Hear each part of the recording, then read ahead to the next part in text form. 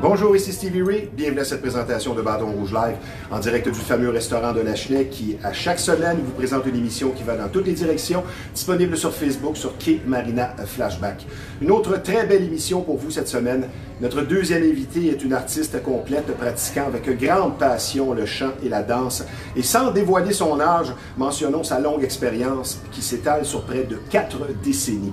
Elle est également chorégraphe et sera avec nous aujourd'hui à titre de représentante de l'entreprise Alter Ego Productions qui se spécialise dans la présentation de spectacles musicaux ici et à l'international. Et pour nous parler des dessous de sa profession, nous recevrons donc une chanteuse et également une danseuse adorant ses fonctions, Soignelle Lamarche. Mais tout d'abord, notre premier invité. Difficile de maîtriser mieux la science que représente l'astrologie que notre chroniqueur en ce domaine. Il est, sans l'ombre d'un doute, l'astrologue le plus reconnu et populaire du Québec.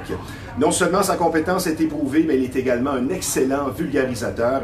Et pour nous parler aujourd'hui des signes de la Balance et du Scorpion, avec nous, celui dont classe et sourire font partie de sa signature, votre astrologue favori, Alexandre Aubry. J'en perds mon verbe, mon cher Alexandre. Comment ça va? Ça va bien, et toi, Stevie? Très bien. Est-ce que tu as passé un bel été? Bien sûr, bien sûr. Oui. Rénovation terminée? Ah oui, oui, non, ça a été plutôt un été d'activité physique extraordinaire. Mais tu as un beau teint. Oui, à l'extérieur. C'est ça, tu es souvent dehors. Aujourd'hui, nous allons parler de deux signes. Le signe qui est présentement à l'affiche, soit la Balance, puis le Scorpion. Mais avant d'entamer tout ça, moi j'ai vu quelque chose cette semaine qui a déroulé sur le web et je veux savoir ton impression de tout ça. On dit, semble-t-il, que la Balance fait partie des 4 signes tombant vite en amour. Et les 4 signes seraient des signes, on dit, qui recherchent un certain thrill dans leur vie personnelle. Le Scorpion qui s'accroche aux amourettes et aux relations qui ne fonctionnent pas parce qu'il est engagé à fond rapidement. Le Cancer avide de confort. Et le Taureau qui a trop grand cœur. Et la Balance en ferait partie de ces 4 signes-là. Ton avis sur cet énoncé que j'ai lu cette semaine sur le web, est-ce que ça a de l'allure ou je t'ai inventé toute pièce? Je dirais, chacun des 12 signes a une particularité à comprendre face à l'amour. La Balance, je dirais même qu'au contraire, elle est très réfléchie avant de s'investir dans une relation. Alors de là à embarquer rapidement, il s'agit peut-être d'un manque d'expérience. Donc une Balance toute jeune pourrait facilement, oui, se laisser entourlouper. Et se faire avoir. Oui, exact. Puis pour les 3 autres signes, les taureaux, Cancer, Scorpion. Les taureaux, eux, on les touche et ils sont convaincus que c'est le grand amour. Alors, faut bien, donc... ça. Oui, ça peut donc très bien fonctionner, comme ça peut être un désastre. Les Scorpions ont besoin un peu de maîtriser leur relation. Alors oui, ils sont d'une intensité extrême, mais ce n'est pas nécessairement quelqu'un qui est naïf du tout, le Scorpion. Puis le quatrième, tu me disais, le Cancer. Avide de confort. Mon Dieu, je dirais, ils sont plutôt avides de sensations. Ils ont besoin de ressentir la puissance de l'amour. C'est le fun, ça. Donc, nous allons commencer avec la Balance. Et la galanterie oblige la femme en premier. C'est un signe d'air comme le vent, donc difficile à suivre, fort en communication, vecteur de changement, ce sont des penseurs. La femme, ce qui la particularise, c'est son côté calculateur, elle recherche l'équilibre, elle réfléchit avant d'être d'accord avec les idées qui lui sont présentées, elle aime peser, sous-peser, c'est rarement clair dans son cas à 100%. Elles sont charmantes puisque régies par Vénus. Mais c'est ta mère qui m'a beaucoup influencé parce que j'ai lu des vieux bouquins que j'ai de ta mère. Instinctivement, elles connaissent l'art de plaire. Elles étudient l'homme pendant qu'il se croit dominant. Elle recherche une sécurité protectrice masculine. La Balance, un signe masculin, un signe d'air, donc un signe aussi de commandement. La femme Balance recherche la fusion avec le sexe opposé. La Balance serait le symbole de l'union, du mariage, donc très important de vivre à deux. C'est un signe de raison qui est rarement vulgaire dans son parler. Exigeantes en amour, les femmes Balance, elles ont le don pour la séduction, font preuve d'une certaine compréhension et aiment l'égalité dans le partage. Maintenant, je te passe la rondelle, mon cher Alex, écoute, à ton tour. Je pense que tu as beaucoup trop énuméré la situation. Il faut résumer davantage. on va retenir le concept de l'équilibre, de la justice qui est dominant et fondamental. Mais oui, le côté séducteur, etc., tout ça fait partie du côté de la réflexion. La spontanéité n'est pas nécessairement un véritable atout de ce signe, et au contraire, c'est son pire ennemi si jamais. Besoin de contrôle? Et pas du tout, justement, c'est l'équilibre. Une blague que je dis souvent par rapport aux balances, c'est de cesser de croire qu'ils n'ont pas de colonne. Lorsqu'ils te posent une question, à savoir, est-ce que tu as envie d'aller au restaurant? Ce n'est pas une question, c'est une affirmation de sa part qui veut tout simplement avoir ton opinion et ton point de vue face à cette idée. Et si tu réponds, j'aurais envie d'autre chose, ben, le côté naturel de tenter de trouver un équilibre va embarquer. Deux choses l'une, c'est soit qu'on va tenter de convaincre l'autre que le restaurant serait la meilleure option, ou alors on pourrait effectivement chercher une autre alternative. Alors c'est toujours dans le concept de la réflexion que se trouve l'aspect à la fois sentimental, mais aussi l'approche de la vie à trouver un juste équilibre le plus possible. Donc, messieurs, si votre femme vous propose quelque chose, c'est plutôt une affirmation qu'une question. Exactement, oui. Ça vient du cœur. Tu sais, je veux dire, aurais-tu envie d'aller au restaurant? Ça veut vraiment dire, j'ai envie d'aller au restaurant, puis j'ai une balance. C'est bon, ça. D'autres commentaires sur la femme balance avant de passer à l'homme? Ben, écoute, ça, tu as mis le doigt là-dessus, le côté classe. Et ça, c'est véritablement... Ben là, je parlais de toi avant. Oui, oui, mais je pense que tu l'as mentionné pour la balance, je crois. Oui, bien, jamais de vulgarité. Distinguer, exactement, pas de vulgarité. Tout à fait. Et si jamais vous voyez une balance qui a un comportement justement déplacé, c'est parce qu'il y a quelque chose de problématique dans son fort intérieur. Parce que c'est pas dans leur nature. Non, non, non, c'est ça, un mal-être profond, une dépression, quelque chose de majeur, parce que normalement, elles sont toujours, dans le fond, bien, je donne un exemple, bien vêtues selon la circonstance. Elle ne se mettra pas en robe de paillettes pour aller cogner des clous, par exemple, la femme balance. Elle va, si elle travaille, par exemple, dans un Tim Horton ou quelque chose qui a un costume, elle va porter fièrement le costume. Elle ne mettra pas un accessoire représentatif. Alors qu'un autre signe, un scorpion, ben, va avoir le costume et les cheveux rouges, les cheveux bleus, les cheveux, tu comprends? Mais la balance va se conformer à cette réalité. Et la femme, d'autant plus vrai avec le concept de la mode, se conformer avec la dynamique. Et là, il y en a qui vont me dire, justement, j'ai envie d'être autre chose. Pourquoi pas? De temps en autre. Ça fait toujours du bien. Et ça fait partie de l'équilibre, de temps en autre, de faire une vague. Tu comprends? Elles peuvent se démarquer, mais ce ne sera pas elles qui vont le faire à tous les jours, cette démarcation-là. Ah ben c'est bon, on ne peut rien te cacher, mon cher Alex. Alors, on va maintenant parler de l'homme balance, élégant, vif d'esprit, tendance, peut-être un petit défaut à la surconfiance, un brin prétentieux parfois. Je te dis qu'est-ce que j'ai lu, c'est pas nécessairement mon expérience personnelle, tenace et ambitieux, plus sensible qu'il n'en paraît. S'intéresse aux autres, un peu instable dans ses actions, un esprit ouvert, mais n'aime pas la violence, un peu contrôlant en amour parfois, font des parents chez les hommes un peu autoritaires, exigeants avec leurs enfants, a de l'influence sur l'entourage et se veut méfiant et calculateur lui aussi. L'homme balance, c'est un petit peu ce que moi j'ai vu. Là. Écoute, on va aller chercher ici, à ce moment-ci, le côté toujours de l'équilibre, de la justice, que tout doit être parfait.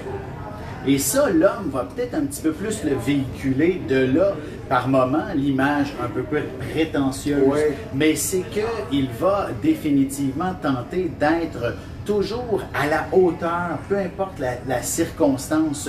Parmi une gang de gars, l'homme va plutôt tenter d'être celui qui un peu paraît le mieux dans la situation ou le plus adéquat. Et donc, finalement, avoir l'air hautain.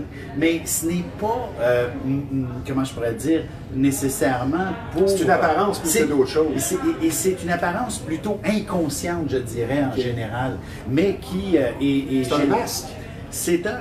Mais ne jugeons pas cette réalité-là. L'homme balance a besoin d'être conforme un peu à lui-même dans chaque situation. Alors c'est un peu... Écoute, j'aime bien revenir à l'essentiel, c'est le côté parfait. Et ça, c'est important. Perfectionniste. Parfait. Je ne dis pas perfectionniste parce que c'est un petit peu pointilleux, minutieux, c'est pas le cas. C'est d'être parfait. Un peu parce que la nature elle-même, durant le mois de la balance, elle est parfaite. Là, aujourd'hui, c'est vrai que c'est un peu gris, mais en général, on va avoir le Festival des couleurs qui s'amène bientôt, n'est-ce pas? Parfait. C'est presque commencé déjà. Il fait ni trop chaud, ni trop froid. Le jour et la nuit sont parfaitement égaux. C'est donc cette recherche d'être en parfaite harmonie, en équilibre avec tout ce qui l'entoure, faisant de lui cette personne qui peut être assez exceptionnelle par moment. Mais évidemment, lorsque la vie ne nous empêche d'être à ce niveau-là, ben on se sent moins bien dans notre peau à ce moment-là et peut-être qu'on pousse un peu trop dans une direction plus qu'une autre. On va maintenant passer au signe qui suit, soit le Scorpion. Nous allons parler des femmes, mais d'entrée de jeu, moi je vais te dire, on parle souvent du vieil adage remarqué chez les Scorpions, que tu es un ami, un amoureux, ils sont très fidèles, mais ne passe pas une vite à un Scorpion. Les rancuniers, ça ne reviendra pas. Si tu le trahis, ça c'est une particularité, j'en suis bien certain, chez les Scorpions. Si tu fais un faux pas, ça ne reviendra plus. C'est cassé à jamais. Maintenant, si on parle des femmes Scorpions, le Scorpion du 24 octobre au 22 novembre, ça c'est un commentaire de ta mère. Plus on avance dans le zodiaque, moins il y a de différence entre les hommes et les femmes. Et à partir du signe Balance, il y a un état de conscience un peu plus élevé chez les sujets. Es-tu d'accord avec ça? Écoute, ma mère et moi, on avait quand même, on s'amusait quelques petits différents. Ma mère, elle était elle-même Scorpion, donc il y a un côté très tranché chez les Scorpions. C'est noir ou blanc. Exact. Que j'ai plutôt, moi, une façon de diluer les ondes de gris, puisque chaque être humain possède en lui à la fois les 12 signes, les 12 planètes et tous les symboles. Et il s'agit, dans le fond, d'apprendre que même si on est un signe ou un autre, on va tout de même avoir une particularité qui vient chercher l'ensemble des autres. Et donc, l'aspect tranché, je n'ai pas cette approche que ma mère avait à ce sujet-là. Quoique, pour ce qui est effectivement d'avoir une dose de gens un peu plus complexes à partir de la balance, c'est tout à fait vrai, puisqu'on va apprendre vraiment à comprendre nos 12 signes en fonction, comme je disais, de l'évolution de la nature de mois en mois, et à partir de la balance, c'est l'automne et l'hiver qui s'en vient. Alors l'être humain, afin d'évoluer dans ce genre d'environnement, ça devient un peu plus complexe. Sa nature profonde devient également un peu plus complexe à comprendre, mais on est tous relativement simples. Et ce que tu as dit par rapport aux Scorpions, ben c'est effectivement, puisqu'on est face à des situations d'adversité dans la vie, ben il faut inévitablement être quelqu'un de tranchant. Tu sais, je veux dire, lorsqu'un tsunami s'en vient, parfois tu n'as pas le choix. Et voilà, il faut courir tout de suite. Je veux dire, il ne faut pas prendre le temps de réfléchir. Là. Donc, on poursuit avec les Scorpions. Il y a un préjugé contre les femmes Scorpions. Elles font peur. Beaucoup d'émotions. Le Scorpion est un guet. Il observe, il étudie, il ressent et scrute. Peut-être moins méfiant la femme Scorpionne que Scorpion l'homme. C'est un signe féminin. Beaucoup de puissance, de possibilités chez ce signe. En général maintenant, puisqu'il semble y avoir moins de différence entre l'homme et la femme chez le Scorpion, je pense que d'autres signes, c'est ce que j'ai lu. Les Scorpions sont comme tout à la fois. Une certaine lourdeur les habite, l'énergie du Scorpion est la plus puissante du zodiaque. Beaucoup de préjugés, comme je le disais au préalable, contre les Scorpions. Ultra sensibles, passionnés.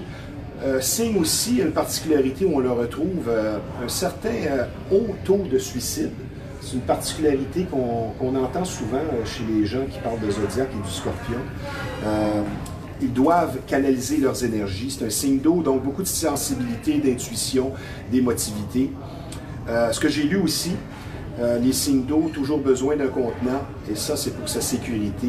C'est très important pour les natifs des signes d'eau Donc, je te laisse aller avec le scorpion. Écoute, l'intensité, elle est un peu facile à comprendre, où les 3 signes d'eau, cancer, scorpion, poisson, il y a toujours une évolution dans la dynamique. Et le cancer, j'ai toujours dit, c'est comme la marmite qui bouille sur le feu. Alors, les gouttelettes qui revolent un peu partout, bon, ben ça, c'est ses émotions. C'est ça. Un jour, on pleure, une journée, on rit, etc. Mais le scorpion est incapable de supporter cette réalité aléatoire de la vie, et donc met un couvercle sur la fameuse marmite. Alors, on peut comprendre qu'il y a un build-up qui se produit à l'intérieur. Un effet presto. Exact. Et l'intensité est donc à son maximum, mais on n'est pas à l'étape où ça explose. Ça, ce sera le poisson, où justement l'eau va naviguer maintenant au gré des vents, puisqu'elle sera dans l'air. Mais le j'aime ta poésie ce matin. Et le scorpion est définitivement cette intensité-là qui se construit. Et donc, oui, sur un plan peut-être féminin, comme tu disais, l'idée d'être cette femme qui a une intensité extrême, ben le voilà en quelque sorte. Et ça peut faire peur. Et entre autres, ça peut faire peur de plusieurs manières, puisqu'il y a tellement d'intensité que l'attachement devient par moments maladif. Et tout ça reflète d'un côté du contrôle de la situation. Hein? Le couvercle est pour contrôler les gouttelettes. Et donc, lorsqu'il y a, par exemple, des sentiments avec une autre personne, on doit s'assurer que cette réalité-là demeure. Et ça, ben, on le sait très bien, c'est ce qu'il y a de plus instable, hein, les sentiments amoureux. Alors pour le scorpion, des fois, ça devient assez dur, mais l'intensité, c'est celle-là, c'est celle de cette pression. Avant d'aller à la pause, nous sommes bousculés par le temps. Quelques commentaires maintenant sur l'homme scorpion. Tendance à l'angoisse, difficulté avec le deuil, les séparations. C'est un être entier, un signe prévoyant. Un petit défaut, avide de pouvoir. Peut-être encore une question de masque et d'émotion. Peur de perdre ce qu'il possède, voir une relation s'éteindre, tendance à la religion et aux sciences paranormales, et passionné en amour. Un commentaire sur les hommes scorpions? Écoute, oui, puis je veux revenir sur un point que tu as donné tantôt, le suicide. C'est effectivement dans la même optique que ce fameux build-up-là d'émotions. Beaucoup d'énergie. Exact. Et qui, dans le fond, lorsqu'on sent que le couvercle est sur le bord de sauter, alors l'autodestruction devient souvent une option. Mais bon, est-ce que c'est tous les scorpions qui ont ce danger? Pas nécessairement. Il faut apprendre à évacuer. Et l'homme scorpion... Et ça dépend aussi de l'ascendant.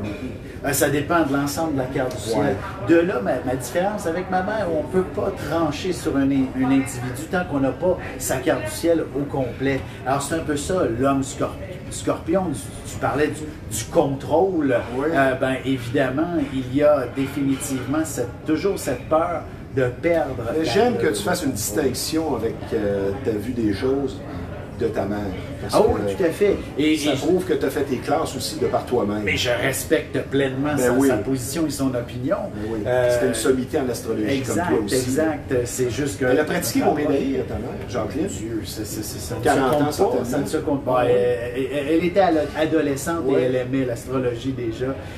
Officiellement, elle s'est mise à écrire des livres à partir de 1980-81. On va prendre une petite pause, mon cher Alex. Ça ne sera pas tellement long. Je vous rappelle que vous regardez Bâton Rouge Live en direct du fameux restaurant de Lachenay, situé au 1400 rue Yvelet. C'est un endroit imbattable quand on parle de bons repas. L'atmosphère est chaleureuse. Il n'y a rien de mieux qu'un délicieux steak cuit à votre goût. Mais n'oubliez pas, le menu est complet ici. C'est un restaurant de choix qui vous attend. Donc, situé au 1400 rue Yvelet, je donne le numéro de téléphone pour les réservations et pour la livraison. Dans le 450, c'est le 581-1888. Et je vous rappelle également que nous sommes présentement en conversation avec notre chroniqueur, un astrologue réputé, Alexandre Aubry. Maintenant, sur une note un peu plus sérieuse, vous allez être retraité avec beaucoup d'écoute et de compréhension. Si vous vivez une infestation, vous avez compris ici qu'on parle de bébite. La solution, Rive-Nord Extermination. Plus vous attendez, plus le problème va s'aggraver. Pour certaines familles, c'est carrément un drame. Donc, si vous vivez une infestation, Rive-Nord Extermination, c'est 35 ans d'expérience qui vous attendent sur place, une entreprise familiale très sérieuse et un service personnalisé. Donc, le numéro de téléphone dans le 450 pour la solution Rive-Nord Extermination, c'est le 582-67-06. Parlons maintenant de mieux-être. puisque c'est ce que vous offre notre nouveau partenaire, soit Happy Buddha, le centre du bonheur pour une super gamme de soins pour le corps et l'esprit. Et pour optimiser et refaire vos énergies, c'est un endroit parfait pour vous. On s'occupe de vous, notamment avec des soins, des formations, ce qu'on appelle Access Bar, un déblocage énergétique fait sur place et le drainage aussi, l'info énergétique. Donc, faites-vous une faveur, Happy Buddha, le centre du bonheur, pour s'offrir une vie meilleure et pour faire le plein d'énergie complet, un ressourcement parfait. Happy Buddha, le centre du bonheur et pour des soins énergétiques, un endroit unique et magique. Mon cher Alex, on va poursuivre. Avant d'aborder les 12 maisons et leurs thèmes, j'aimerais qu'on en fasse 6 cette semaine, parce que comme je le disais, on est bousculé par le temps. Toi qui es un des grands spécialistes en matière d'astrologie au Québec, tu pratiques, tu as été dans les médias depuis une vingtaine d'années, un nombre d'années vraiment impressionnant, une longue expérience. Même si tu en manges, tu es un grand passionné de l'astrologie. Arrive-t-il qu'une pause soit nécessaire, le temps de faire le vide, de refaire le plein, quand tu arrives aux vacances? Est-ce que ça arrive que parfois, bon, l'astrologie, j'ai besoin de me distancer, ne serait-ce que quelques jours, ou, comme certains qui sont passionnés de quelque chose, ne prennent jamais de pause? Ben écoute, c'est bien entendu qu'il peut y avoir quelques journées où on n'en parle pas. Là, c'est possible lorsqu'on est en vacances. C'est pas un des sujets de prédilection, disons, avec ta compagne tout le temps. Là. Non, exact. Non, lorsqu'on est en vacances, on s'intéresse à ce que l'on vit sur le moment présent. Mais évidemment, ce n'est pas quelque chose qui va m'épuiser que d'en parler quand je suis en période de repos. Mais tu peux prendre une pause quelques jours. Ben, c'est possible, oui, c'est possible. Maintenant, j'aimerais qu'on parle d'un phénomène astrologique qui a été entendu récemment. Mercure en rétrogradation. Oui. On parle d'un astre glacé qui se situe entre Saturne et Vénus. Là, je te cite ce que j'ai lu. Chiron, en anglais. Tout ça pour dire que ça a une incidence, semble-t-il, sur nos émotions. Ça fait ressortir des blessures du passé, et ça pour à peu près 3 semaines. J'aimerais que tu me parles de cette angoisse et de certaines vulnérabilités qui semblent peut-être habiter les gens là, pour 2-3 semaines avec cette rétrogradation de Mercure. Est-ce que c'est vrai tout ça? Oui, c'est ça. Mais là, tu as mélangé 2 sujets. Chiron, qui est effectivement navigue entre Saturne et Uranus. Oui, c'est ça. Tout simplement. Et n'a pas d'histoire de 3 semaines. OK. Ça n'a pas de... Mais moi, c'est ce que j'ai lu sur le web. Ouais, écoute, j'ai vu un article défiler, j'ai dit, tiens, je vais en parler à Alex. Effectivement, il faut écouter les experts. C'est pour ça que je te pose la question. Tout à fait. Je pense pas te remplacer la semaine prochaine. Effectivement, il y a 2 sujets bien distincts là-dessus. Chiron, qui est une sorte d'astéroïde assez particulier, oui, un monde glacé, qui fait le pont entre le vieux monde et le nouveau monde. Écoute, Mais ça a-tu une incidence sur nos comportements? Très peu. Très, très peu. C'est véritablement quelque chose sous une forme de grande philosophie. A été découvert en 1979. Donc, son impact est encore relativement récent. Alors, à quoi il rime? Oui, il est un déclencheur de diverses situations jusqu'à maintenant en tant qu'observateur de cette planète depuis le début de ma carrière. Alors, ce n'est que sous cet angle. D'ailleurs, dans mes cours, je dis à mes étudiants, n'y touchez pas tout de suite. Attendez d'être plus avancé avant de le regarder. C'est complexe, mais en même temps, ça peut vouloir dire quelque chose et par moment, rien du tout. Mais ce que tu mentionnes, par contre, la rétrogradation de Mercure, là, il se passe quelque chose de palpable. Ah oui, pour les 3 prochaines semaines, on peut dire qu'on est dans ah oui, on est dedans. Oui, et ça va être problématique là, pour plusieurs raisons. Premièrement, Mercure, c'est le messager des dieux. C'est comme la planète la plus importante. C'est celle qui nous dit qu'est-ce qui se passe aujourd'hui, qu'est-ce qu'on fait, doit-on aller vite, doit-on ralentir, etc. Et là, elle rétrograde, elle se dit, attendez, je vais aller écouter ce qu'ont à me dire les grands boss, là, et là, ben, arrangez-vous tout seul. Là, c'est le chaos sur la planète dans ce temps-là. Mercure n'y est pas, nous laisse à nous-mêmes, en quelque sorte. Alors, ce n'est pas le temps de prendre des décisions, etc. Et en plus, elle rétrograde dans la balance. 3 semaines? 3 semaines exactement. Donc, jusqu'à la mi-octobre, c'est comme s'il faut absolument c'est pas le temps de rien prendre faire. des décisions. Exactement. Ah, c'est bien, surtout puisque c'est dans la balance que ça rétrograde. Et pire que ça, on a la présence de Mars dans tout ça, du Soleil, amenant énormément de confusion pendant ces 3 semaines-là. Avant quelques questions rafales, il ne reste que peu de temps. J'aimerais qu'on parle des 6 premières maisons de la carte du ciel avec leurs thèmes respectifs. Ben écoute, on fera les 6 autres la prochaine oui, fois. oui. Ben, des maisons astrologiques, écoute, c'est sûr que c'est pas donné à tout le monde de comprendre le principe. Ouais. C'est en fonction de l'heure de naissance. Et évidemment, lorsque vous dites je suis tel signe, ascendant tel signe, l'ascendant est la maison 1. Et il y en a. Qui est la personnalité. Ben, en fait, c'est ce que l'on dégage. C'est comment on avance dans la vie. Alors, c'est tout de même effectivement un élément très, très important et va donc un peu... Et toi et moi sommes Sagittaires. Exactement. Et c'est pour ça que le sourire nous est facile. On aime les défis. Exact. Il s'agit aussi d'un signe normalement festif. Alors, on va dégager une bonne petite bière. Exactement. Une personnalité légère et avec qui il y a effectivement de l'entre-gens et de l'amusement. Par contre, sommes-nous des gens qui ne vivent que pour s'amuser? Pas du tout. À la base, en tant que vierge, tu es un homme qui a besoin de travailler profondément et l'aspect que tu dégages est complètement autre chose face à ta personnalité. Tu comprends? Oui. C'est donc simplement notre façade, notre véhicule, notre façon d'avancer. Alors, l'ascendant, on pourrait élaborer longtemps et les autres maisons sont relativement mineures à expliquer. Oui, si tu veux aller jusqu'à la 6e. Oui, c'est ça, exact. La 2 va plutôt refléter nos possessions matérielles. Est-ce que nous allons, dans le fond, vivre de façon sécuritaire, ouais. précaire, dans le besoin. grassement, bref, tout ça de la maison okay. 2 devrait refléter cette réalité-là. La 3, c'est la capacité d'échanger, de communiquer, etc. On a tous les deux des maisons 3 probablement en verso. Ben, la mienne, je le sais qu'elle est en verso, mais besoin d'être stimulé intellectuellement. Exactement. Toujours en train de faire des recherches à n'en plus finir. Disons, avec toi, une femme qui jase pas, ça marcherait pas. Ben, c'est sûr que il faut élaborer effectivement les sujets, il faut aller au fond des choses. Et maintenant, la maison 4 va plutôt refléter dans notre environnement intime ou la famille, en quelque sorte. C'est quand même une maison qui va dire beaucoup sur qui nous sommes, mais vraiment, pour ce qui est du quotidien, du chez-soi, elle va refléter cette réalité-là. La 5, elle est extrêmement importante, mais facile à expliquer. C'est l'estime de soi, en quelque sorte. C'est tout simplement, c'est la maison associée au 5e signe du zodiaque également, donc le lion, le soleil. Alors, comment on brille? Cette maison 5-là, elle est là pour nous l'exprimer. Un lion comme toi. Et la maison 6, relativement simple aussi à comprendre, fait référence à l'univers professionnel et à la santé. Alors, on va découvrir effectivement quels sont les talents et les capacités professionnelles de l'individu avec cette maison, tout comme son état de santé. Moi, je t'écoute parler, puis je pense pas que je vais être ton remplaçant avant longtemps. Maintenant, quelques questions rafales. Tu me réponds par une phrase. L'influence de la Lune sur une échelle de 1 à 10 sur nos humeurs et le dénouement de la vie. Ah ben, clairement, sur nos humeurs, tu es rendu à un point 10-12. Ah oui, tu penses ça? Oh, oui, ceux qui disent que c'est pas vrai, parce que moi, quand c'est la pleine Lune, je suis 2 jours, là, je dors très difficilement. Écoute, on a en ce moment même où on se parle, la Lune, elle est très avancée dans le cancer. Il y a beaucoup de sensibilité dans l'air depuis hier. Oui, ben c'est bien. Maintenant, sans tomber dans l'ésotérisme, pourrait-on aller jusqu'à faire la carte du ciel de son animal favori?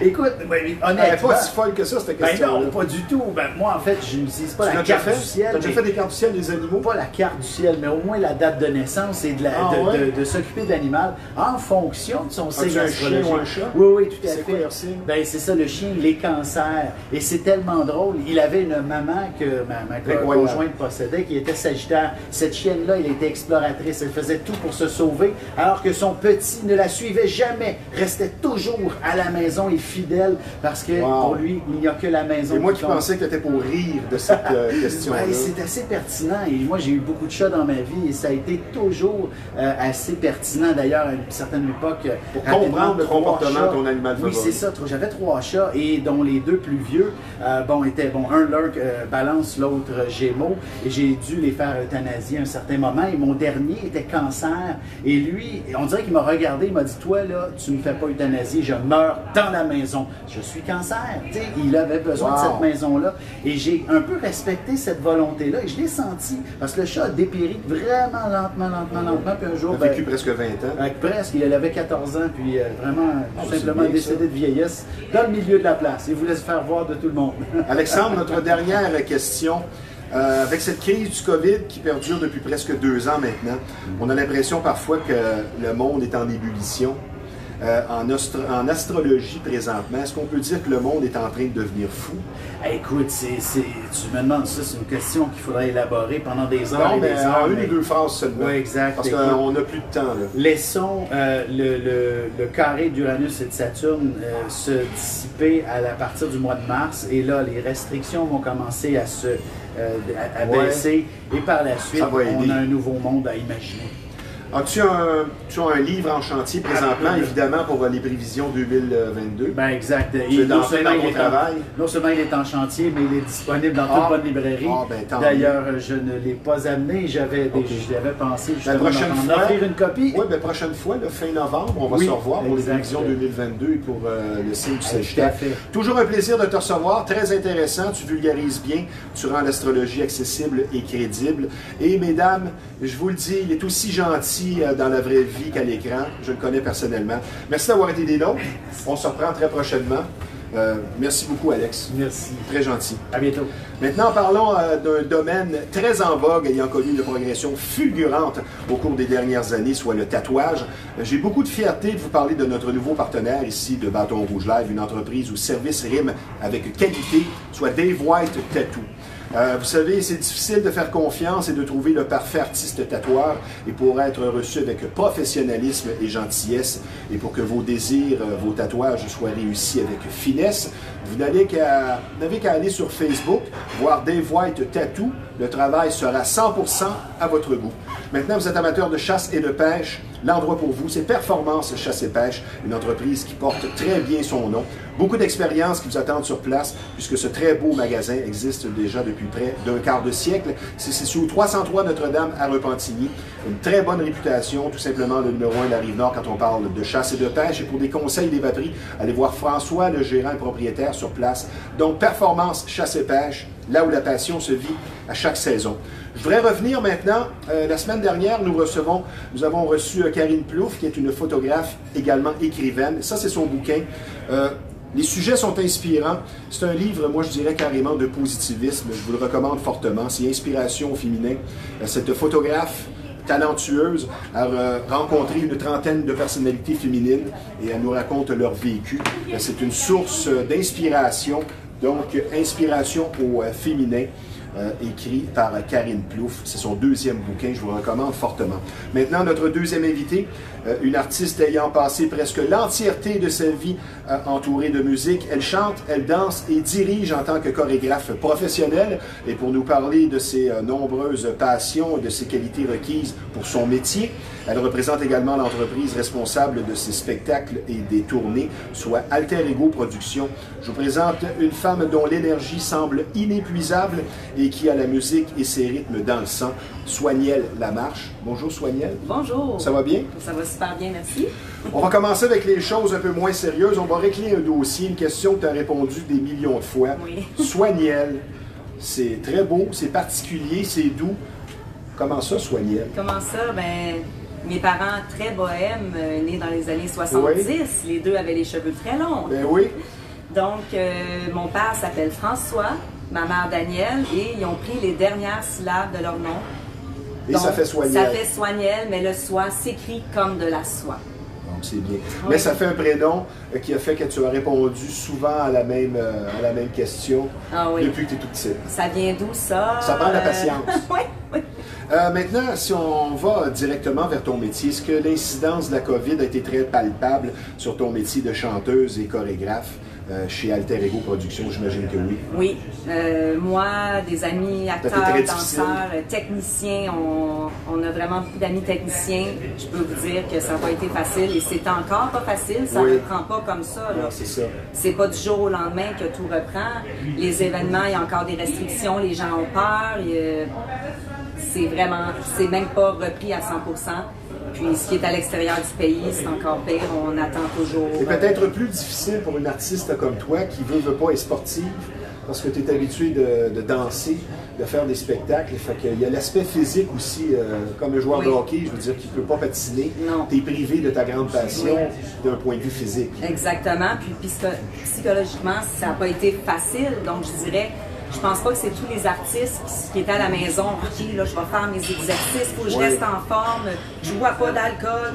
Non, c'est ça, on se le cachera pas, c'était vraiment difficile. Puis, tu sais, il y a eu plein de prises de poids, des blessures parce que ça fait longtemps. As-tu pris du poids? Oui. J'en ai perdu un peu, mais je vous dirais, oui, on se le cachera pas. Hein. Il y a l'âge. Non, mais qu'est-ce que tu veux? Il y a la COVID, mais je pense que je ne suis pas la seule. Donc, tu es chanteuse, chorégraphe, tu as la danse dans le sang. J'aimerais qu'on parle un peu de tes études, parce que toi, depuis que tu es tout petite, tu es dans la danse et la musique, ça fait partie de la famille et tout ça. Oui, c'est sûr. Mon père qui a fait son conservatoire, qui était musicien, ma mère était professeure de danse, a dansé avec des troupes dans le jazz, le moderne et tout. Donc, dès l'âge de 4-5 ans, j'étais déjà inscrite. J'ai fait beaucoup de ballet classique et j'ai fait mes études à l'École supérieure de danse du Québec en ballet classique. Donc, tu as une base très solide en danse et tout ça. Oui. Ce que tu fais en spectacle, c'est beaucoup, comme tu me le disais en pré-entrevue, de la personnification, l'imitation musicale. C'est en quelque part théâtral. Très théâtral. Et ce sont des thèmes qui reviennent. Oui, c'est des classiques aussi. On peut, c'est sûr qu'on peut faire un show, excusez l'anglicisme, custom, on peut faire ça aussi, mais il y a le show classique qui touche toutes les catégories d'âge, autant les jeunes que les personnes plus âgées. On présente autant du rock que, exemple, du disco. Autant, oui, du rétro, du 80, du 90, et toutes les chorégraphies sont adaptées, les costumes sont adaptés, de la tête aux pieds, juste les perruques, les souliers. Oui. C'est très exigeant à plusieurs points de vue. Moi, tu me parlais d'une tournée que tu as fait, un spectacle qui durait 13 minutes à Las Vegas, où vous couvrez 40 chansons. Oui, c'est mon plus gros défi. Ça, c'est quelque chose. Ah, c'est quelque chose. Je pensais pas y arriver. Faut dire que j'ai l'aide de mes collègues. Je suis pas toute seule dans le projet. Je suis entourée d'artistes merveilleux. Vous êtes 12 sur scène, je crois? Cette fois-là, on était 12 chanteurs-danseurs, plus les 3 musiciens. Technicien de son très important. Un show sans technicien de son à 7 ou 12 chanteurs, c'est impossible. Mais j'ai eu beaucoup de soutien de ma gang. C'était un travail d'équipe. Oui, c'était beaucoup d'entrées et sorties de scène. Faut pas se rentrer dedans. Les changements de costumes en quelques secondes. Je vous dirais même après la générale là-bas à Las Vegas, j'ai eu besoin d'un sac de papier. As-tu été jouer un peu quelques sous? Quelques sous? Non, je suis pas une joueuse. Les garçons le sont un peu plus, nos musiciens, mais... Toi, tu étais prédestinée à la musique parce que ta mère est dans la musique. Oui, dans la danse beaucoup. Elle a enseigné la danse et mon père est batteur aussi. C'est ça, et tu as marié aussi un batteur, comme on dit, un joueur de batterie, un drummer en bon québécois. Oui, un autre Gémeaux. Mon père est Gémeaux. Bon, c'est ça. Ça reste dans la famille. Donc, tu étais prédestinée à faire une vie dans la musique. Eh oui. Et ça t'amène un peu partout à l'international, spécialement aux États-Unis. Tu as donné des spectacles dans plusieurs grandes villes. Oui, beaucoup. San Francisco, Los Angeles, Hawaï. Je dirais beaucoup. Je peux même plus compter les fois qu'on est allé à Hawaï. C'est vraiment merveilleux. On est allé en Italie, en Grèce, en Inde. Wow. On va partout, quoi. C'est bien. Oui. Et ça t'a amené aussi à rencontrer plusieurs personnages célèbres, parce que tu me parlais que tu as donné un spectacle avant ou après Kevin Bacon à Nashville, je crois. Oui, c'était un showcase. On présente notre spectacle. On a As-tu pu échanger avec lui un peu? Oui, on a même très sympathique, simple. Oui, quand même, Kevin Bacon. Et en Grèce, en Grèce, on a vu Hugh Jackman. Aussi, qui était de la soirée. Et tu as rencontré aussi, je crois, Katy Perry?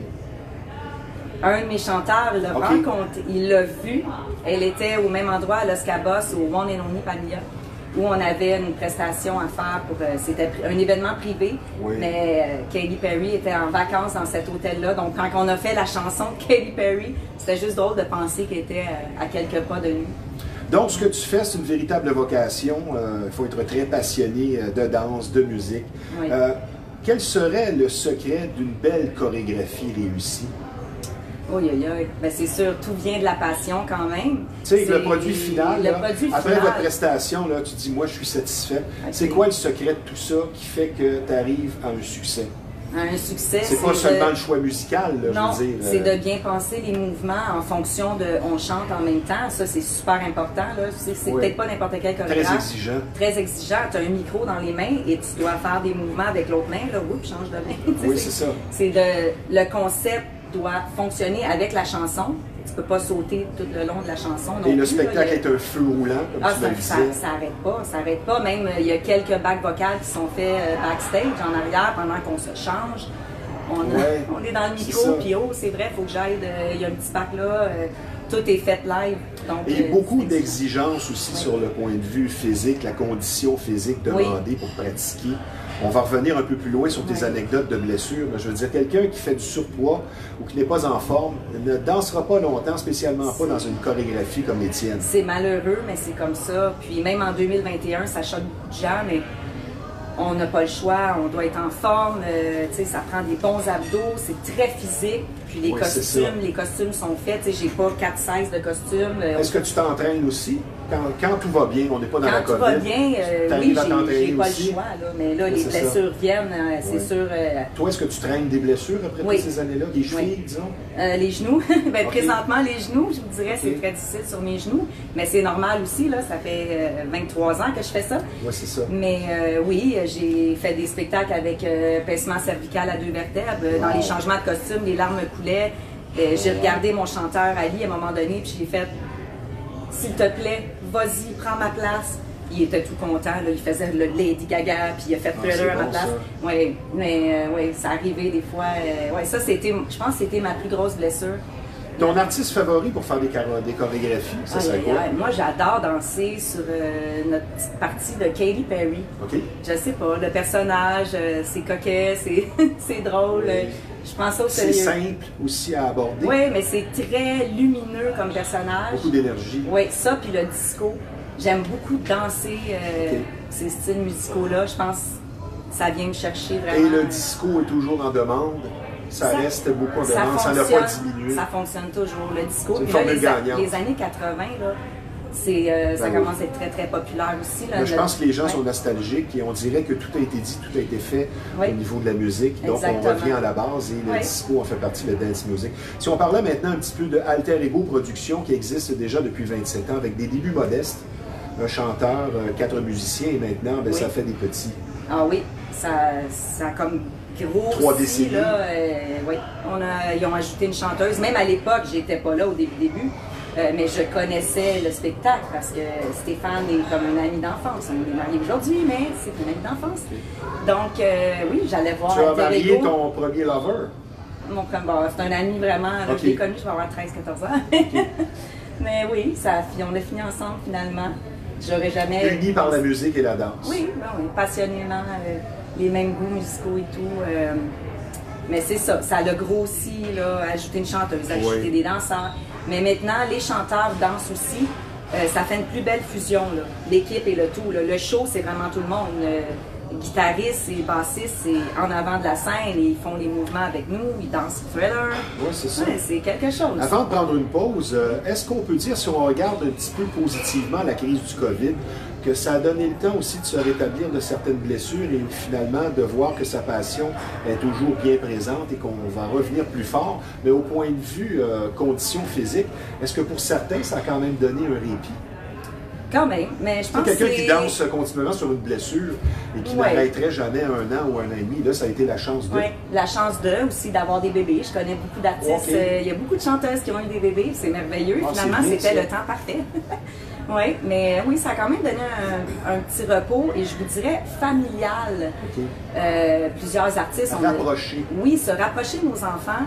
Quand même, hein, on s'entend-tu qu'avant, c'était on arrive à la maison, défait la valise, lave les fichinettes, lave les petites shirts de show, puis OK, on refait la valise, on repart 2 jours plus tard. Salut mon enfant, je t'aime, bye!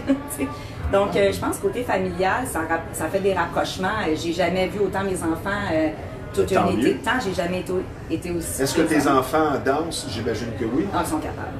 Oui, hein? Ah oui, mon fils, il va prendre une guitare, une bass, un drum, un piano. Ma fille aussi.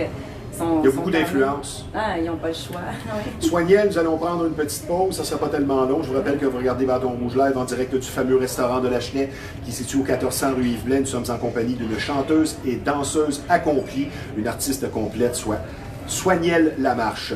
Je vous parle maintenant d'un garage tout à fait particulier, soit Samoto, qui est situé au 1133 Notre-Dame à Repentigny. Un garage dont la réputation n'est plus à refaire. La confiance règne, le travail est bien fait. C'est le respect du client en premier qui compte chez Samoto. De longues explications, de longues années d'expérience vous attendent sur place. Moi, personnellement, j'aime bien dire que ce sont les tops de la mécanique, soit Samoto, situé au 1133 Notre-Dame à Repentigny. Maintenant, parlons d'un gym qui offre ambiance et compétences, soit TriStar Gym, situé au 530 Notre-Dame à Repentigny. Une très belle salle de musculation qui vous attend sur place. Et pour pratiquer tout sport de combat, c'est l'endroit pour vous. Beaucoup d'expériences, comme je vous le dis, sur place qui vous attendent. Et quand on parle d'expérience, le propriétaire et coach Yves Jabouin a 31 combats MMA professionnels en carrière. Et ça veut tout dire, on va répondre à vos besoins. Donc, TriStar Gym, ambiance et compétences, situé au 530 Notre-Dame. Soignel, je ne me suis pas trompé une fois, c'est bon ça. Très bon. Assister à une des prestations que vous offrez, Alter Ego Productions, est assurément très plaisant. Ça représente une expérience pour sûr. Mais derrière tout ça se cache beaucoup de travail. Combien d'heures et de séances de pratique avant d'en arriver à un spectacle bien rodé? Je dirais que c'est des années quand même, là. C'est des années. Tu ne montres pas un spectacle, une chorégraphie en une semaine. Oui. Oui? Ben, pas un spectacle, mais si on a des demandes spéciales, en une semaine, tiré par les cheveux, on est capable quand même d'avoir un numéro. Mais habituellement, le temps demandé pour bien préparer, ça serait combien de temps? Un nouveau... Certaines personnes ont appris ce spectacle-là en 2 semaines. C'est un exploit. Oui. Mais à tous les jours, il était là. Ah, oui. C'était à tous les jours, à tous les jours, à tous les jours. C'est pas juste d'apprendre tes chansons. Ouais, tu as tes harmonies vocales à apprendre. Tu as les chorégraphies à apprendre, et après, un coup que tu as tout ça, ben, tu dois te pratiquer à faire des changements de costume. Oui. Fait que là, tu te pratiques chez toi, dans ton salon, c'est le spectacle, puis dans ta cuisine, c'est ton quick change pour te changer là, la salle de costume. Donc, c'est quand même beaucoup d'ouvrages. Bon, mais monter une chorégraphie, c'est sûr, après tant d'années d'expérience, je vais m'inspirer, je la monte, ça se fait quand même rapidement. Okay.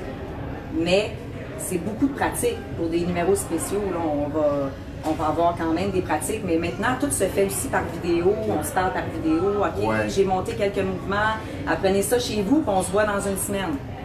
Mais c'est beaucoup de préparation, juste même au niveau musical. Ouais, c'est les détails. Tu sais, on n'a pas de clavier en spectacle, on a besoin de la place sur toute la scène. Si tu n'es pas perfectionniste dans ce milieu-là, tu n'auras pas de succès. Non, et Stéphane est très perfectionniste. T'arrives pas avec une perruque au milieu. Tu lui fais un compliment parce qu'il va sûrement être à l'écoute. Oui. Maintenant, on va aller dans les dessous du métier. Qu'est-ce qui est peut-être un aspect insoupçonné qui est le plus difficile de ce que tu fais? Est-ce que c'est l'aspect physique? Bien, physique, oui, c'est difficile, malgré qu'il y a certaines personnes qui vont garder leur forme et leur corps plus facilement que d'autres. Mais ce qui est difficile, je pense que c'est, malgré qu'on s'habitue, mais c'est de vivre dans les valises. Là. Quand ça n'arrête pas, là... Il faut aimer voyager. Oui, il faut aimer voyager, puis je pense qu'il faut être fait quand même assez... faut que tu sois fait fort pour vivre. Moi, des fois, je raconte... Beaucoup de pression. Oui, beaucoup de pression, mais aussi beaucoup de choses qui arrivent. Manquer ton vol, le stress. OK, on a manqué... c'est vrai, ça, on pense pas à ça. Oui, des avions annulés, tu arrives à l'aéroport. Une tempête de neige. Mais là, cet avion-là a été retiré du marché. Vous ne savez pas que votre vol a été remis. Bien, vous deux, votre vol était ce matin. Vous deux, c'était hier. Puis, vous, c'est votre embarquement, vous le manquez. Wow. Ça nous est déjà arrivé, puis on s'en allait à Hawaii. Oh, yeah. Puis là, on avait comme une journée de bonus, mais on l'a perdu. Mais il faut que tu sois fait fort pour vivre tous ces stress-là. Ta musique personnelle favorite pour donner des prestations? Pour donner des prestations? Je veux pas ta musique personnelle aussi, qu'est-ce que tu écoutais en t'en venant ici à Bâton Rouge Live? Mais je veux dire, où tu retires le plus de satisfaction à danser, est-ce que c'est le disco? Je veux pas J'adore le disco. Et les années 80, moi et mon conjoint, on est fans d'années 80. On aime beaucoup Dépêche Mode. J'écoute beaucoup du rock. Mais ça, c'est parce que vous êtes drôle. Oui, c'est ça. Non, je suis une fan de Rush aussi. C'est bon, donc, tu aimes le rock et le rock américain? Oui, quand même. Beaucoup les années 80. Puis tout ce qui est quand même Peace and Love là, des années 70. J'ai été élevée dans la musique, donc tout ce qui est Beatles et tout ça, ça vient me chercher. Question suivante. En musique, le rythme est d'une importance capitale, qu'on soit danseur, musicien, peu importe. Le rythme, est-ce que ça se développe? Est-ce que c'est tu l'as ou tu l'as pas? C'est souvent tu l'as ou tu l'as pas, ça se travaille, mais... Tu as connu des gens qui n'avaient pas de rythme et il n'y a rien à faire? Ben, j'ai une très bonne amie qui a de la misère avec le timing. Mais Non, mais ça se travaille. Puis on a un timing, nous, dans les oreilles. Là. Moi, je suis musicien un peu à mes heures. Tout le monde a un clic. Je pense que ça se développe. Oui, ça se développe. Ça se développe, mais il y en a c'est plus difficile. Certaines personnes, c'est inné. Puis si tu as beaucoup dansé, des fois, ça fait... Moi, je compte jamais, là. Je compte jamais. Je pense qu'il y a une place en spectacle, des fois, il faut que je me concentre, mais... D'avoir commencé jeune, ça explique tout. Oui. Point de vue musical. Maintenant, la prochaine question se veut peut-être plus un conseil aux aspirants danseurs. Quel pourcentage attribuer au travail versus le talent pour un succès professionnel dans la danse? Pourcentage, mon Dieu. Parce que c'est une question de travail encore plus, je crois, que le talent. Oui. C'est un peu comme ça dans tout. Oui, c'est sûr, même... Parce que tu as sûrement connu des danseurs talentueux. Oui. Qui n'avaient peut-être pas l'aspect travail assez développé. Exactement, l'aspect travail. Et aussi, sur une scène, tu dois rayonner. J'ai connu des chanteurs, là, ça chantait, là, aïe, ouais. Mais un coup sur la scène, ils figeaient. Okay. Tu sais, c'était pas, là, Ou des problèmes de discipline personnelle que tu amènes sur scène parce que tu n'es pas à 100%. Ah, ça, faut que ça reste à la maison. Oui. C'est pas le temps de prendre un coup la veille d'un spectacle. Mais, tu sais, l'artiste, là, complet, c'est sûr, c'est pas toujours donné à tout le monde, là, mais c'est de tout. Ça prend le package deal, surtout pour ce spectacle-là. Es-tu plus une chanteuse ou une danseuse? Une danseuse. Oui. Je suis danseuse, j'étudie en danse. J'ai eu quelques coachings vocales, mais dans ce spectacle-là, je suis choriste, je chante en duo, mais moi, c'est la danse, les chorégraphies et tout ça, c'est ma partie à moi. C'est bien. Oui. On va y aller avec une question sur le chant. Une des premières choses enseignées dans une école de radio ou de chant, c'est que la voix, c'est le seul organe, s'il est travaillé continuellement, qui va toujours s'améliorer. Tu vois des gens, des narrateurs qui ont 80 ans, qui travaillent encore dans le milieu à cause que la voix a été travaillée tout le temps. Dans ton cas, est-ce que tu vois que ta voix, par contre, il arrive parfois que ta voix, tu as de la misère à monter certaines notes? Est-ce que ta voix a changé, disons, dans les 20 dernières années? C'est quoi ton point de vue là-dessus? Bien, je dirais, c'est sûr qu'au fil des temps aussi, puis vu que je suis plus choriste dans ce spectacle-là, je fais pas des vocalises à tous les jours, mais un chanteur qui chante beaucoup de chansons doit rester vraiment alerte. Là. Si on n'a pas de show pendant un certain moment, la personne doit travailler parce que c'est un muscle. Oui, c'est ça. Et quelqu'un qui ne chante pas pendant des mois, puis qui embarque dans notre spectacle, ben, les cordes vocales sont un petit peu sont moins solides. Fait que c'est sûr que tu peux perdre des hautes. Oui, tu peux perdre des fois des voix hautes ou certaines voix de tête. Fait que oui, c'est à travailler. Sur plusieurs points de vue, disons, est-ce qu'il faut avoir l'esprit sportif pour être un danseur, une danseuse? Dans le sens être en forme? Dans tous les sens, être en forme, aimer les activités physiques, le travail d'équipe, l'esprit d'équipe. Ça, c'est hyper important. Ça ressemble beaucoup ce que tu fais à quelqu'un qui est dans une équipe d'un sport quelconque. Oui, ça prend vraiment, mais je vous dirais, dans notre troupe à nous, il faut vraiment avoir l'esprit d'équipe. Pas avoir le peur de lever une poche, aider le drummer à la fin d'un show. On est quand même, oui, on est un gros show band, mais on est un band à la base. Faut être une équipe. On est comme ça, on est soudés, on est une famille, on s'entraide. Faut pas avoir peur d'aider les autres. C'est très important. Un travail d'équipe. Oui, un travail d'équipe. On vit plein de trucs ensemble, autant le fun pas que de mauvaise vraiment compétition. Pas le fun. Non, jamais, ça marche pas. Il faut que ce soit sain. Ça ne peut pas fonctionner. C'est comme ça dans n'importe quelle équipe. Question suivante. Un souvenir peut-être d'une prestation la plus exigeante que tu as donnée en carrière? Pour différentes raisons. Peu importe la raison. La plus exigeante, je vous dirais que c'est le 14 minutes avec les 40 chansons. Le 13-14 minutes. Ça, c'est le haut fait d'armes de ta carrière? C'était la plus difficile, oui. C'était donc la plus satisfaisante. Oui, on était très fiers d'avoir c'est également ton plus beau souvenir musical? Ah, des souvenirs, j'en ai plein, Non, mais un ou deux qui te passent par la tête. Dans les studios de Paramount Pictures à Los Angeles, on a fait un spectacle pour YouTube. C'était assez exceptionnel. Et aussi à Las Vegas, un autre spectacle pour une compagnie, une firme en électronique. Il va y avoir environ 8 à 10 000 personnes. C'est dur à croire, mais je voyais pas le fond. Je voyais pas le bout. Là. Mon technicien de son était tellement loin, je le voyais même pas. Et ça pousse à être meilleur. Ah, mais ça te donne des frissons. Il n'y a rien qui peut te donner ça dans la vie. Maintenant, on va y aller dans la section que j'apprécie tout particulièrement, des anecdotes savoureuses et croustillantes. Tu m'as parlé de quelque chose qui s'est passé sur la route, parce que vous êtes souvent sur la route et qui aurait pu être tragique. Après ça, je vais te laisser en énumérer quelques-unes des anecdotes que tu as vécues qui ressortent vraiment de l'ordinaire. Oui. Donc, celle qu'on parle présentement, en route vers New York, on arrive toujours la veille, hein, parce qu'on le sait, les douanes et tout ça, on ne sait jamais ce qui se passe. Sur l'autoroute à New York, il y avait une petite fenêtre en arrière de l'autobus. J'ai un de mes chanteurs qui regarde en arrière. Le trailer! Et la remorque est en train de détacher. Nous, on roule vite. On est dans un tunnel à New York. Oh, wow. Et le trailer détache complètement et continue de rouler. Il nous rattrape. Et en tout cas, on a réussi à l'arrêter, mais du côté gauche de l'autoroute, à la sortie du tunnel. Et là, je vois mon bassiste Charles qui remet des petits triangles. Ça n'a pas pris 1 minute. Un 45 pieds a arraché les petits triangles. Il aurait pu se faire frapper. Là, on est tous sortis de l'autobus. Là, Stéphane il a dit allez attendre l'autre côté de l'autoroute. On était sur une petite butte de gazon très tard le soir avec des gros rats qui passaient partout. Et là, la police, ça a été très long car il y avait un accident tragique un peu pas très loin de ça, un gros accident là, avec des décès et tout. Donc, on a attendu quand même un certain moment avec la remorque et l'autobus du côté gauche de la route.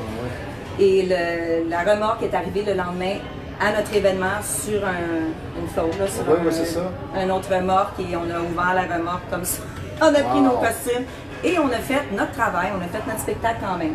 Je pense que c'est une des pires... Mais ça fait partie des impondérables de travailler sur la route. Alors, des crevaisons, je peux même pas les compter. Des crevaisons de remorque, on a tellement eu. Maintenant, c'est comme une crevaison. Bon, on était dû. Des vols ratés. Aurais-tu une autre anecdote à nous raconter des anecdotes qui sont de l'ordinaire? Les remplacements de dernière minute, ça arrive ça à cause d'une blessure? Oui, un de tes personnages dans ta chorégraphie important? Des pieds cassés, oui, c'est déjà arrivé des pieds cassés. Pendant le spectacle La aussi. fille chantait en arrière, en larmes, c'est arrivé 2 fois un pied cassé. T'as la chanteuse en larmes qui fait sa chanson et l'autre en avant qui mime la chanson, là, c'est arrivé. C'est vraiment... oui, il y a eu des blessures comme ça. Mon Dieu. Des vols. Là. On est à Montréal, le déglaçage, c'est très long, vous savez. Hein? Donc, on a manqué notre vol à Toronto, le 2e vol qui s'en allait à Regina. Donc, OK, on va prendre le suivant. On est 12. Désolé, il n'y a plus de place. Désolé, complet. Donc, on manque le prochain vol et le suivant est trop tard. On n'arrivera pas à temps pour le spectacle à Regina. On appelle le client. Vous ne pouvez pas nous faire ça. Là. Vous êtes l'événement de l'année, vous devez venir. OK. Finalement, on a pris 2 jets privés. On est allé en jet privé à Regina. Donc, j'ai jamais vu le jour à Regina. On est atterri le soir, on a fait le show, on est rembarqué dans le jet, on est revenu. Ça, c'est... Qu'est-ce que tu fais si, avant un spectacle qui est bien rodé, vous êtes, exemple, je sais pas moi, 8 ou 9 danseurs, tout va bien, tout roule sur l'or, mais il y a quelqu'un qui est en retard ou qui arrive une tragédie, la personne ne peut pas être là, vous faites quoi? Mais si on est trop loin pour avoir un remplaçant, c'est déjà arrivé des trucs vraiment... Parce que mettre un remplaçant à la dernière minute... Moi, je suis allée remplacer des gens qui est arrivé vraiment parce que des tu trucs connaissais vraiment, la chorégraphie. J'ai fait ce que j'ai pu. Je connaissais pas tout. Mais oui. T'essayes de fondre. Mais avec l'expérience de scène, le client, il n'y a plus que du feu. Mais oui, ça arrive parfois. Et si on est trop loin et il n'y a rien à faire, ben, je veux dire, c'est les chanteurs qui vont se séparer les chansons. On n'a pas le choix. Nous, c'est sous forme de medley. Les chansons s'embarquent une après l'autre. Il faut la faire. Soignelle, 2 dernières questions. Oui. Comme tu le disais si bien en pré-entrevue, votre job, finalement, c'est de faire triper les gens. Oui. Et c'est ce qui t'a amené, avec toutes ces années-là, à avoir de très gros clients. Tu m'as nommé des compagnies comme FedEx, YouTube, Amazon. Donc, vous vous produisez dans des événements corporatifs également. Oui. Qui vous amènent un peu partout aux États-Unis devant de ça. très grosses compagnies. Oui. As-tu d'autres noms que tu pourrais me donner? Microsoft, Electronic Arts, des films aussi. Oui, ben merci. On a travaillé fort, vraiment. Et le congrès aussi des vins. Le festival des vins. Wine Spectator. À New York? Oui, à New York. On l'a fait une année avec Alter Ego. Intéressant. Et l'année suivante, c'était les Beach Boys. Et moi et Dominique, qui était ma partenaire de danse, on est allé danser avec les Beach Boys. Il y avait deux membres. Est-ce que le vin était bon? Oh mon Dieu. Oui. Oui. Ça se raconte pas? Ah non, mais c'était trop bon. C'est vraiment des vins que je peux même pas me payer. Mais... Ma dernière question maintenant, ça va être aussi un conseil peut-être pour quelqu'un qui s'est senti interpellé, qui voudrait aller dans ce milieu-là. Il y a des jeunes à l'écoute, des aspirants. Les qualités nécessaires du bon danseur. Moi, j'ai marqué, j'ai inscrit la condition physique, la passion, l'amour de la musique, avoir le rythme. Mais qu'est-ce qui demeure les qualités nécessaires pour faire un bon danseur et pour finalement en arriver à travailler professionnellement dans le milieu? Je pense que c'est vraiment l'esprit d'équipe. Travailler avec d'autres personnes. On y revient encore au travail d'équipe. Oui. Bien, dans un projet comme le nôtre, c'est très important. Le spectacle, c'est tout le monde. Jusqu'à mon technicien de son. Wow. Lui qui lève les volumes, s'il n'est pas bon, là, ça ne va pas sonner dans la salle. Là. Nous, on passe pour des pas bons. Mais tout le monde est important. C'est l'esprit d'équipe. Interrelié. C'est le spectacle, c'est pas toi, c'est tout le monde. C'est l'union. Ça ressemble à un club de hockey, finalement. Si tu n'as pas personne pour te passer la rondelle, tu n'arriveras pas à aller. Exactement. C'est vraiment tout le monde. Tout le monde y met une touche aussi. Oui. Ben, tu nous donnes le goût de danser. Je pense qu'on va monter le son de la musique après, puis on va aller se faire quelques pas. Ben oui, pourquoi pas. Je te remercie, je te félicite de cette passion sans cesse renouvelée, parce que presque 4 décennies, ça veut dire que tu aimes la danse, j'imagine. Oui. Je te souhaite encore beaucoup d'années de spectacles et de succès. Très sympathique comme entrevue. Comme je te le dis, tu nous donnes le goût de danser. On va se reprendre. Tu pourras venir nous raconter encore d'autres expériences. Merci d'avoir été des nôtres. Soignel Lamarche. Merci à vous. Merci. Maintenant, je vous parle d'un de nos partenaires importants ici. Tu peux rester avec nous. On a presque terminé, Soignel. La zone vêtements de sport et classique est située au 148 Notre-Dame à Repentigny. Une très belle boutique avec plusieurs marques de choix au meilleur prix sur place et je vais vous en nommer quelques-unes, soit Gasp, Better Body, Riderwear, Gorilla Wear, La Bella Mafia. Plusieurs marques aussi nouvelles comme Koala. Ça, c'est une nouvelle marque très en vogue pour les jeans, les t-shirts pour hommes notamment. Il y a Lacoste aussi pour les vêtements et les souliers. Plusieurs marques de choix, comme je vous le dis, sur place. C'est ce qui fait le caractère spécial de la zone vêtements de sport et classique qui est située 148 Notre-Dame à Repentigny. En terminant, je vous parle du centre d'imagerie Pixel que l'on surnomme l'incontournable. Et pour cause, quand on parle d'imprimerie, de graphisme, c'est tout simplement le numéro 1 de la Rive-Nord. C'est pas dur à situer. C'est en face d'une ancienne marina de Repentigny située au 351 Notre-Dame à Repentigny. Pixel, l'incontournable, service varié, très professionnel qui vous attend sur place. Le numéro de téléphone de l'incontournable Pixel dans le 450, c'est le 654 99 44. Sur ce, merci d'avoir été des nôtres. Ici Stevie Ray. À la semaine prochaine.